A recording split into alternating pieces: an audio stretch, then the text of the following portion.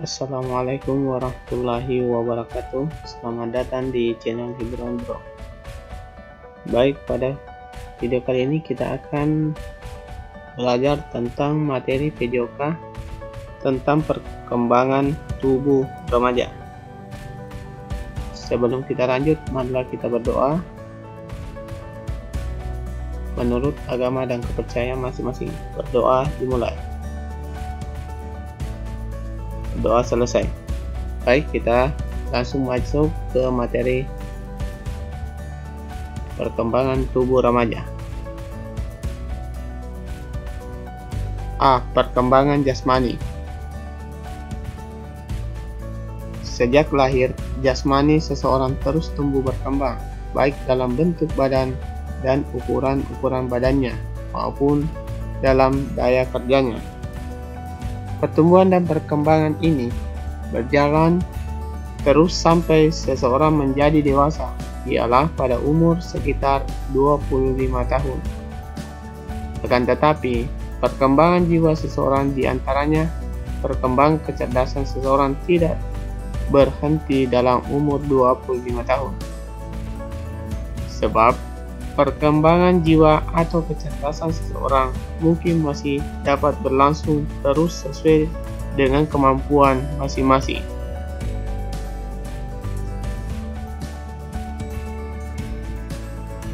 Satu, faktor keturunan. Artinya, bila orang tuanya besar-besar, mungkin sekali anak-anaknya yang besar-besar. Kalau orang tuanya tinggi, anaknya juga tinggi. Kalau orang tuanya pandai, anaknya juga cerdas. Walaupun menurut hukum keturunan, hukum genetik tidak selalu dapat demikian halnya. Ya, inilah menurut faktor keturunan. Selanjutnya yang kedua, faktor pembawaan. Artinya, perkembangan seseorang sudah ditentukan pula oleh keadaannya selama di dalam kandungan. Misalnya, ada anak-anak lahir dengan kelainan-kelainan pada bagian tubuhnya, seperti busung lapar kepala atau hidrocephalus, bibir sumbing, langit-langit yang terbelah, perkembangan jaringan otak yang tidak sempurna, dan macam-macam cacat jasmani lainnya. Terus yang ketiga, faktor luar. Faktor luar ini penting sekali diperhatikan, sebab kalau sebagai akibat faktor keturunan dan faktor pembawaan manusia tidak dapat berbuat banyak, maka manusia pada hakikatnya dapat mengendalikan faktor luar yang sangat berpengaruh bagi perkembangan jasmaninya.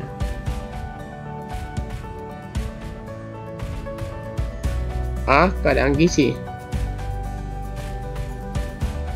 Kualitas gizi manusia sejak dini di dalam kandungannya dan pada masa-masa pertumbuhan selanjutnya mempunyai pengaruh yang sangat besar terhadap perkembangan jasmani dan kecerdasan.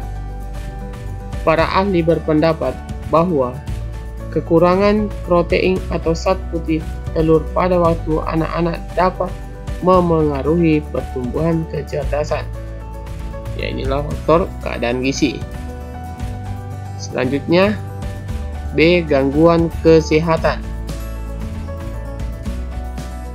Anak-anak yang sering sakit sudah barang tentu akan terganggu pula pertumbuhan badannya, lebih-lebih penyakit yang menahun. C. Rangsangan.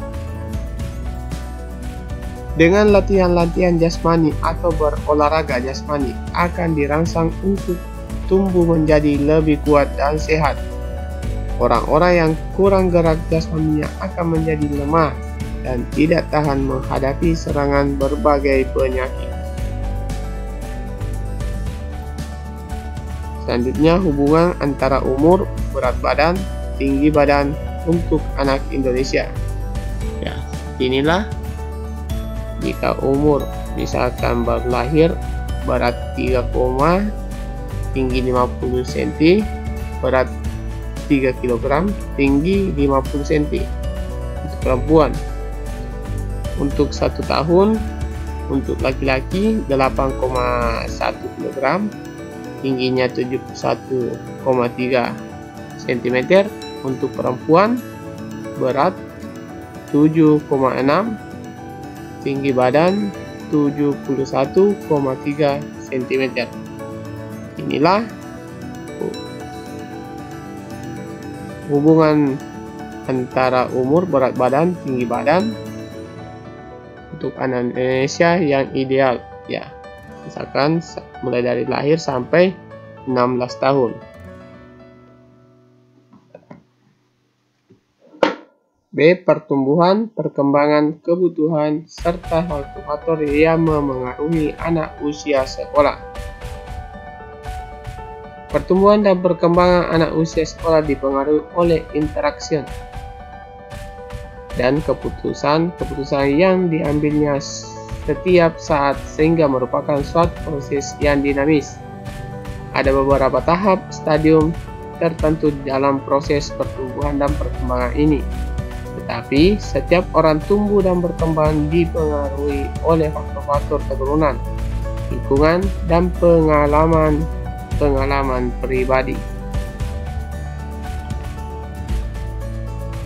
Umur 6 sampai 14 tahun. Yang pertama, perkembangan jasmani. A. Perkembangan jasmani relatif lambat dibandingkan dengan perkembangan pada usia sebelumnya. B. Adanya pertumbuhan bola mata sehingga ada kemungkinan terjadinya gangguan penglihatan pada masa ini. C. Kerangka tulang belakang serta ligamen masih lemah sehingga perlu dijaga sikap duduk dan berdiri yang baik. D. Masa pubertas yang terjadi pada akhir masa ditandai dengan adanya pertumbuhan badan yang sangat cepat. Dan E. Telah tampak tanda-tanda permulaan masa adolescensia atau masa remaja pada anak-anak laki-laki, suara membesar. Pada anak perempuan, membesarnya buah dada serta haid pertama.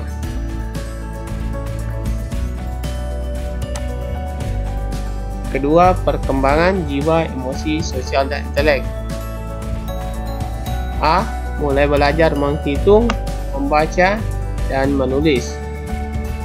Sudah mulai mengadakan konsepsi simbolisasi dan belajar mengadakan komunikasi. B. Dimulai suatu perkembangan kepribadian sosial dan mulai menyadari konsep-konsep hidup,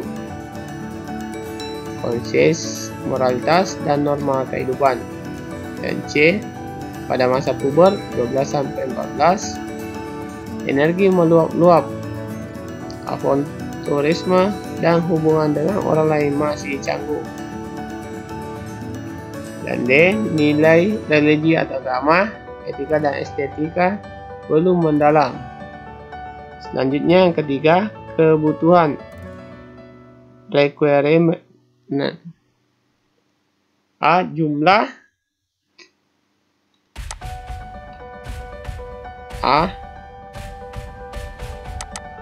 Jumlah makanan yang cukup serta mempunyai nilai gizi yang tinggi. B. Latihan-latihan jasmani dan istirahat yang cukup serta teratur. C. Tindakan-tindakan pencegahan penyakit. D. Dalam dan di luar lingkungan keluarga, sekolah, kepramukaan, dan sebagainya perlu diberi kesempatan untuk dapat memperkembangkan kepribadiannya yang meliputi segi sosial dan moral. Yang keempat, faktor-faktor yang memengaruhi. A. Masalah gizi yang antara lain disebabkan oleh faktor emosional. B. Penyakit. C. Masalah gigi berupa antara lain malnutrition, crowding. D. Kontak lingkungan lebih luas sehingga dapat menimbulkan konflik-konflik karena perubahan-perubahan yang dialaminya. Masa adolescens atau masa remaja. 1. Perkembangan jasmani. Di antaranya fungsi organ-organ endokrin telah mencapai kesempurnaan. B. penambahan jaringan lemak di bawah kulit subkutan lebih banyak pada wanita daripada anak laki-laki. C. Jaringan otot pada anak laki-laki lebih berkembang daripada jaringan otot pada anak perempuan. Selanjutnya yang kedua, perkembangan jiwa, emosi, sosial dan intelek, yaitu A. Faktor yang penting ialah perhatikan terhadap seks yang memengaruhi hubungan dengan kawan dari jenis kelamin yang lain. B. Pemikiran sudah kritis juga terhadap kewibawaan orang tuanya. C. Emosi belum mencapai suatu stabilisasi tertentu dan perlu adanya simpati dan nasihat-nasihat. D. Mulai memisahkan diri dari orang tua dan mencari pergaulan dengan teman-teman sebayanya. E. Ada aktivitas dan eksperimental sosial. F.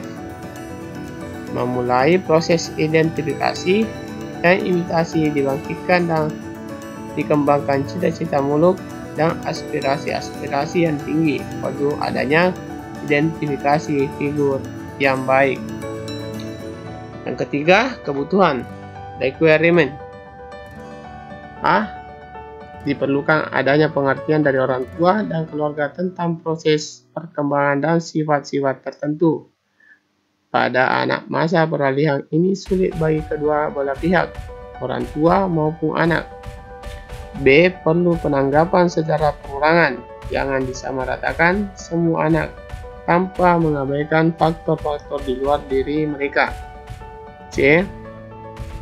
Perlu bantuan dalam meringankan setiap tekanan, baik fisik maupun mental. D. Diberikan pendidikan tentang kesehatan dan seks yang diatur dan diselenggarakan secara bijaksana, termasuk pengetahuan biologi dari fungsi alat kelamin. 4. Faktor-faktor yang memengaruhi. A. Kurang pengertian, pengetahuan, serta perhatian tentang kesehatan dapat menimbulkan bermacam-macam penyakit, cedera akibat kecelakaan, anemia, penyakit kulit, TBC, kurang gizi, obesitas, problem-problem psikologi, problem-problem seks, dan lain-lain.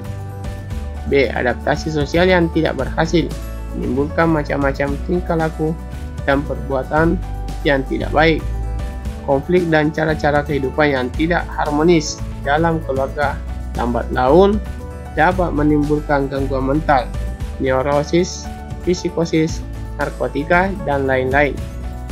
Dan C. Kehidupan spiritual yang baru berkembang dapat merubah-ubah menurut situasi, kondisi, dan waktu, serta dapat menimbulkan penyelewengan atau tindakan seks. Yang kelima, usaha-usaha yang perlu dikerjakan untuk memenuhi kebutuhan, yaitu yang pertama, pendidikan kesehatan termasuk di dalamnya tentang perkawinan dan kehidupan keluarga. B. Pemeliharaan kesehatan badan termasuk pencegahan penyakit. C. Bimbingan dalam belajar dan aktivitas ekstrakurikuler. D. Pendidikan keterampilan, vocational training. E. Usaha bimbingan dan nasihat bagi pelajar. F. Olahraga kesehatan. Dan G. Pendidikan tentang bahaya-bahaya lingkungan. Masuk ke C. Ciri-ciri anak sehat dan tanda-tanda gangguan kesehatan. Yang pertama, ciri anak sehat, yaitu A. Tumbuh dengan baik, dapat dilihat dari naiknya berat badan dan tinggi badan secara teratur dan profesional. B. Tangkas, gesit, dan gembira. C. Mata bersih dan bersinar. D. Nafsu makan baik, pencernaan baik, bibir dan lidah segar, pernapasan tidak berbau. E. Senang melakukan olahraga dan menikmati masa istirahatnya secara teratur. F. Kulit dan rambut bersih dan tidak kering. G. Tidak mempunyai perasaan tertekan dan mudah menyesuaikan diri dengan orang lain dan lingkungannya. Dan H. Perkembangan jasmani dan rohani sesuai dengan tingkatan umur dan kelamin. Yang kedua, Tanda-tanda gangguan kesehatan. Ya, A. Keadaan umum. Pertama, kesan umum jelek. 2. Sikap tubuh yang buruk. 3. Lekas lelah. 4. Sangat gemuk atau kurus. 5. Kurang bersemangat, lekas lelah. 6. Kebiasaan makan yang kurang baik. 7. Kesulitan dalam membaca mendengar. 8. Tidak melakukan kebiasaan-kebiasaan sehat. B. Mata. 1. Sering mengedipkan, mengusap mata. 2. Mata berair, banyak kotoran. 3. Peradangan mata. 4. Mata juling. 5. Mata melihat terlalu dekat atau jauh. C. Telinga. 1. Berdengung-dengung. 2. Pekak, pendengaran berkurang. 3. Berair atau bernanah. 4. Sering merasakan sakit di telinga. 5. Bengkak bawah telinga atau gondongan. Bagian D. Hidung dan mulut. 1. Ingus meleleh berdarah. 2. Sukar bernafas dari hidung. 3. Sering pilek. 4. Kerongkongan sakit. 5. Tonsil membesar. 6. Tidur dengan mulut terbuka. 7. Mulut berbau. 8. Gigi berlubang. 9. Gusi berdarah. E. Tingkah laku. Pertama, gelisah. 2. Gerakan-gerakan tak terkendali. 3. Ring bertengkar, tidak kooperatif. 4. Gangguan berbicara. 5. Sering ke kamar kecil. 6. Mencuri, kleptomania. Bagian F. Sering tak masuk sekolah karena 1.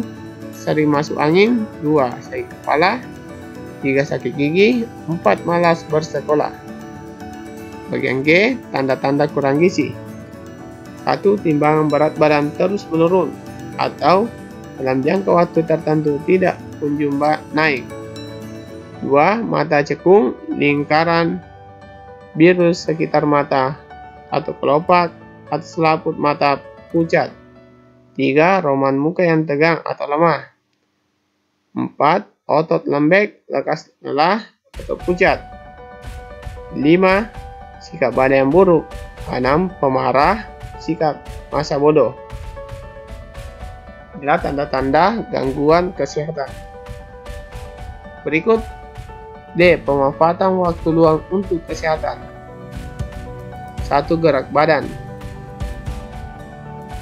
Mens sana in corpore sano, artinya dalam tubuh yang sehat terdapat jiwa yang sehat. Salah satu cara untuk menunjang capaian pepatah tersebut adalah dengan berolahraga. Gerak badan yang tepat dan teratur sangat berguna untuk kesegaran jasmani dan kesehatan. Untuk orang yang bekerja dengan pikiran dan sedikit menggerakkan tubuhnya akan mendapatkan gangguan penyakit tertentu. Oleh sebab itu, seharusnya kita melakukan olahraga di waktu senggang. Kedua, selanjutnya, dampak berolahraga untuk tubuh antara lain. A. Otot-otot tubuh dengan baik dan serasi serta ada kelenturan yang baik. B. Pertumbuhan dan perkembangan bagian-bagian badan yang harmonis. C. Memperbaiki otot-otot usus sehingga peristaltik gerakan usus teratur dan baik serta menghilangkan sembelit. D. Memperbaiki sirkulasi darah, peredaran darah.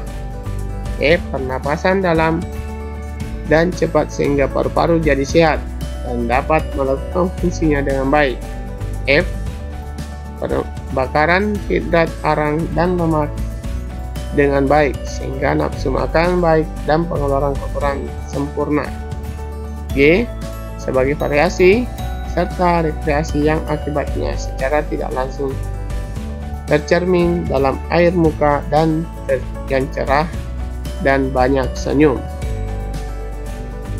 2. Rekreasi. Rekreasi atau recreation berarti kesukaan atau kesenangan. Pengertian lain adalah menciptakan kembali, mengembalikan sesuatu yang keluar atau hilang. Banyak macam olahraga yang dijadikan suatu rekreasi. misalnya berburu, memancing, dan sebagainya. Banyak juga kegiatan yang dapat dijadikan rekreasi, misalnya terma wisata, ke taman marga satwa, ke museum, ke desa yang tenteram, dan istirahat di gunung. Kegiatan-kegiatan itu untuk mengembalikan energi yang hilang ataupun menyegarkan pikiran dan penjernihan perasaan yang kalut. Hubungannya dengan kesehatan pribadi ialah didapatkan kesegaran jasmani maupun kesehatan mental kembali, sehingga dapat mengerjakan pekerjaan atau tugas sehari-hari dengan tenaga baru dan pikiran yang jernih. Ketiga, istirahat. Istirahat tidak hanya mengurangi aktivitas otot, tetapi juga meringankan ketegangan pikiran dan menenteramkan rohani. Istirahat dapat dipenuhi dengan bermacam cara, misalnya mendengarkan radio, menonton televisi, mengobrol dengan teman, tidur-tiduran, melihat perlombaan, membaca buku, bacaan, majalah, dan lain sebagainya. Guna istirahat bagi tubuh antara lain: A. Melepaskan lelah. B. Memberi kesempatan pada tubuh untuk membentuk kekuatan baru, sebab waktu istirahat sel-sel dalam tubuh menghisap zat-zat makanan yang ada dalam darah untuk membina kekuatan kembali. C. Menambah kesegaran dan kekuatan. D. Memperpanjang umur sel-sel tubuh. Waktu dan lamanya istirahat: A. Di antara jam kerja atau belajar. Pagi hari lebih kurang jam 10 waktu istirahat 10-15 menit. B. Siang hari sebelum makan siang, waktu istirahat 15-20 menit sesudah makan. Waktu istirahat 30-60 menit. C. Sore hari sebelum makan 60 menit, sesudah makan 60 menit. Malam hari sebelum tidur 60 menit. Akibat kurang istirahat, kelelahan, sukar tidur, gampang terkena penyakit, makan kurang nafsu, sukar buang air besar, sakit otot, dan gangguan kerja kelenjar-kelenjar tubuh. 4. Tidur. Tidur sebaiknya pada malam hari selamanya 6 jam. Tidur adalah cara paling baik untuk mendapatkan istirahat. Bila kurang tidur, kesehatan tubuh kita dapat terganggu. Hanya sedikit orang yang dapat hidup dengan tidur yang kurang. Sebabnya kurang tidur pada tubuh begitu terasa, akan tetapi lama-kelamaan akan semakin terasa akibatnya. Gejala-gejala umum dari kurang tidur antara lain: kelopak mata sayu, pucat, muka muram, dan juga pucat badan, lemah, kurang kegairahan bekerja, malah, dan lainnya. Usaha-usaha agar dapat tidur dengan baik: A. Tidur dalam satu kamar, tidak terlalu sesak oleh barang-barang, tidak pula terlalu penuh. B. Keadaan di dalam kamar haruslah rapi dan bersih, demikian pula alat yang dipakai untuk tidur. C. Perasaan tenang, seakan menghilangkan gangguan pikiran dan tidak gelisah. D. Ventilasi yang baik, sebaiknya ventilasi silang. Bukan berarti jendela harus dibuka, mengusahakan ventilasi yang baik. E. Kamar tidak terlalu panas, temperatur kamar tidak lebih dari 60 derajat. Temperatur kamar yang baik antara 65 dan 68 derajat. Hal ini juga tergantung dari temperatur luar, kering atau berangin.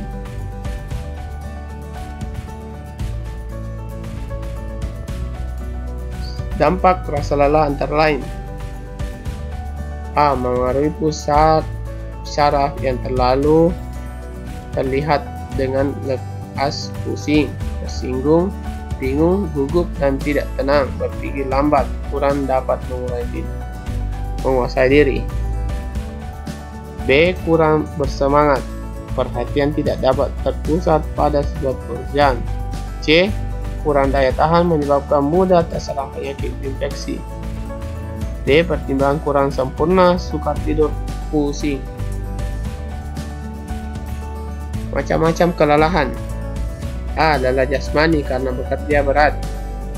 B. Lelah rohani, banyak belajar tanpa istirahat, berbagai macam persoalan yang susah dipecahkan. Pola-pola hidup sehat.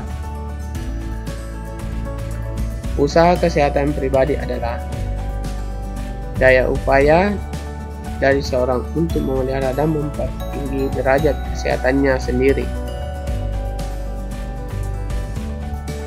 Satu usaha tersebut berikut ini. A. Memelihara kebersihan. Badan, mandi, gosok gigi, cuci tangan, dan sebagainya. 2. Pakaian dicuci, disetrika. 3. Rumah dan lingkungannya disapu, buang sampah, buang kotoran dan air limbah pada tempatnya. B. Makanan yang sehat, bersih, bebas dari bibit penyakit, cukup kualitas dan kuantitasnya. C. Cara hidup yang teratur. 1. Makan, tidur, bekerja, dan beristirahat secara teratur. 2. Rekreasi dan menikmati hiburan pada waktunya. D. Meningkatkan daya tahan tubuh dan kesempatan jasmani. 1. Vaksinasi untuk mendapatkan kekebalan terhadap penyakit-penyakit tertentu. 2. Olahraga aerobik secara teratur. Menghindari terjadinya penyakit. 1. Menghindari kontak dengan sumber penularan penyakit baik yang berasal dari penderita maupun sumber lainnya. 2. Menghindari pergaulan yang tidak baik. 3. Selalu berpikir dan berbuat baik. 4. Membiasakan diri untuk mematuhi aturan-aturan kesehatan.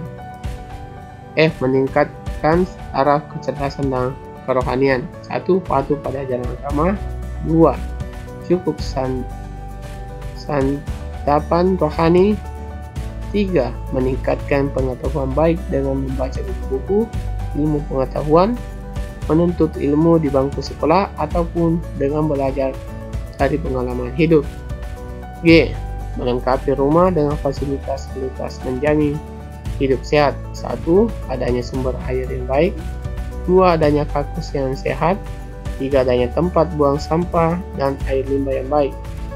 4. Adanya perlengkapan P3K untuk menanggulangi kecelakaan sakit yang mendadak.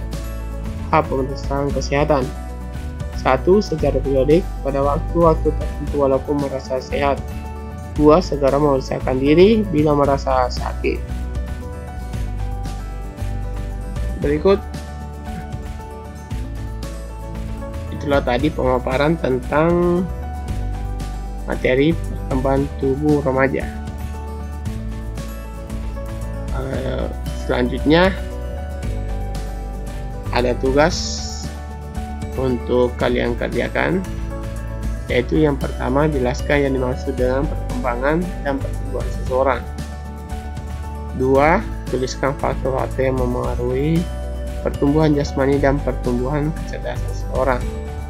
3. Tuliskan kebutuhan yang diperlukan pada masa remaja. 4. Tuliskan ciri-ciri anak sehat.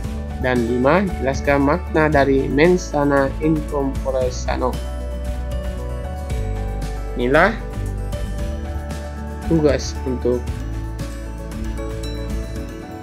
materi ini. Silakan kalian kerjakan dengan baik, dengan benar, dengan tepat. Ya, jika ada kurang paham, silahkan tulis di kolom komentar atau kalian tanyakan kepada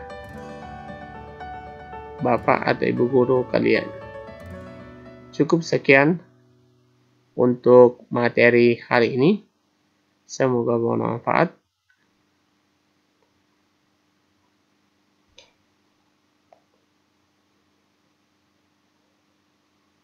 Sekian. Terima kasih yang sudah menonton video ini. Semoga bermanfaat. Jangan lupa subscribe Ibu Ramdoro, like, comment, and share.